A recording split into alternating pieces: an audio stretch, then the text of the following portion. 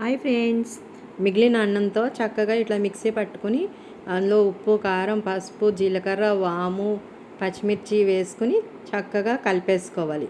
ఈ మిక్సీ మెత్తగా పట్టుకున్నాక ఇవన్నీ వేసి మెత్తగా కలిపేసుకోవాలి.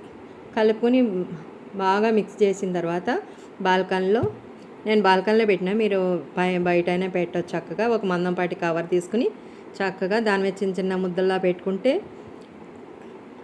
బాగా గలగల వేగిపోవాలి, ఎండాలి. ఇవి ఎండితే చాలా బాగుంటాయి. మీకు ఈ వీడియో నచ్చితే లైక్ చేయండి, షేర్ చేయండి, సబ్స్క్రైబ్ చేయండి ఫ్రెండ్స్. ప్లీజ్ లైక్, తప్పనిసరిగా కామెంట్ పెట్టండి. ఇట్లా చక్కగా ఎండిపోయినాయి. ఇవి ఇప్పుడు వేపితే చాలా బాగుంటాయి. మీరు ఒకసారి ట్రై చేయండి, తప్పనిసరిగా మీకు అయితే నచ్చుతుంది అనుకుంటున్నాను. చక్కగా ఇట్లా వేగితే చాలా బాగుంటుంది. ఇది రైస్లోకి, పప్పు అన్నంలోకి అట్లా ఇట్లా అప్పుడు చేసుకోవచ్చు. కొంచెం కొంచెంగా చేసుకుని తింటే ఎంతో బాగుంటుంది.